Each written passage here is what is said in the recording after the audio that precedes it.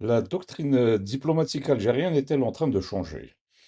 Alors depuis la dernière intervention ou interview du président Abdelmadjid Tebboune face à la presse,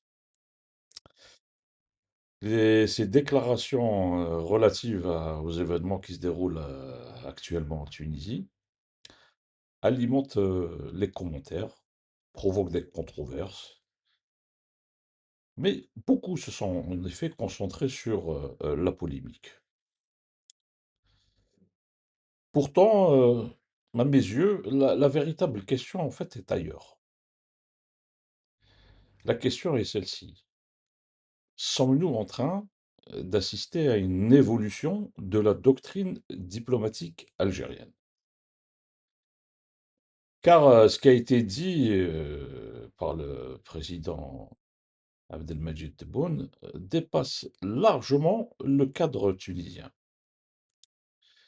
Pendant plus de 60 ans, la politique étrangère de l'Algérie s'est construite autour d'un principe simple et immuable, la non-ingérence dans les affaires intérieures des États. Ce principe n'était pas simplement juridique, c'est un principe historique en ce qui concerne notre pays. Né de la guerre de libération nationale, il traduisait le refus de toute domination étrangère et la conviction que chaque peuple devait disposer librement de son destin. C'est cette doctrine d'ailleurs qui a donné à l'Algérie une crédibilité particulière, notamment dans le mouvement des non-alignés et dans le tiers-monde. Mais le monde de 2026 n'est plus celui de 1962. Autour de nous, qu'est-ce qu'on constate? Le Sahel est déstabilisé. La Libye est profondément fragmentée. Les rivalités internationales s'intensifient.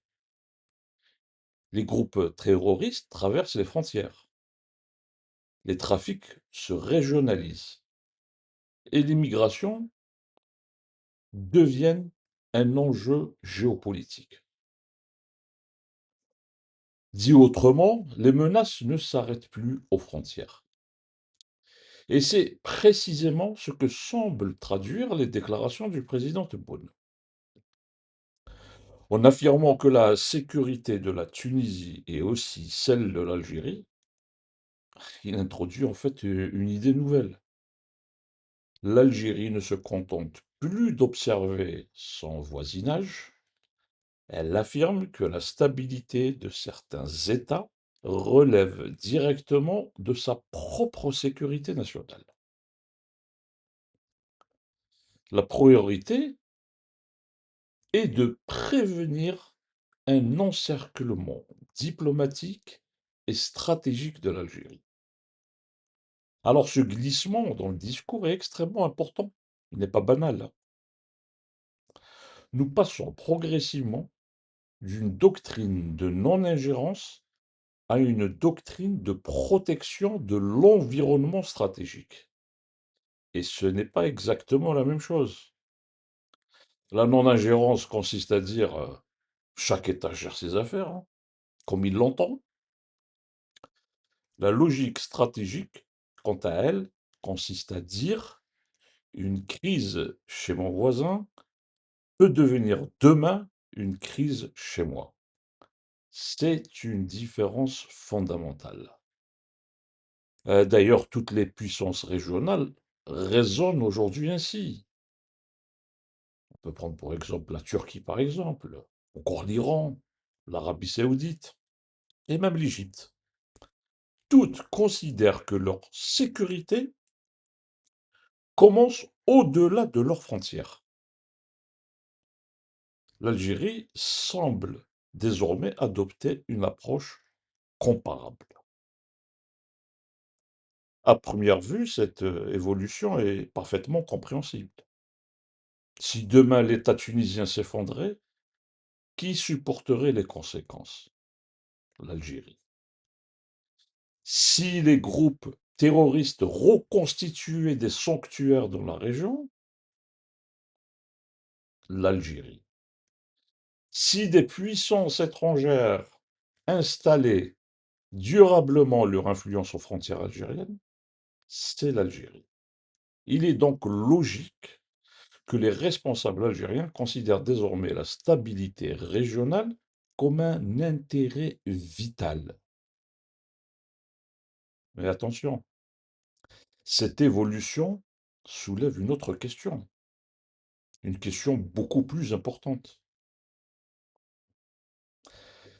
Si la stabilité des voisins est indispensable à la sécurité nationale, alors la stabilité intérieure de l'Algérie devient elle aussi une question stratégique.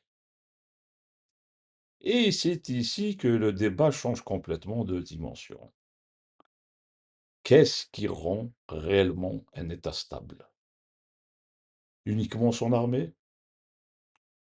Uniquement ses services de sécurité? Uniquement ses frontières? Évidemment non. Les plus grandes puissances militaires de l'histoire se sont parfois effondrées de l'intérieur, parce que les institutions étaient affaiblies, parce que la confiance avait disparu, parce que le pouvoir avait fini par se confondre avec l'État. Voilà donc pourquoi il faut toujours distinguer trois notions qu'on a tendance à mélanger beaucoup trop souvent. L'État, le régime et le gouvernement. L'État est permanent. Les gouvernements passent. Les régimes évoluent. Confondre les trois est aujourd'hui dangereux. Dire que la stabilité de la Tunisie est un intérêt stratégique pour l'Algérie ne signifie pas, contrairement à ce qu'a déclaré Abdelmadjid Tebboune, que Kais Saïd soit un modèle démocratique. Ce sont deux questions différentes.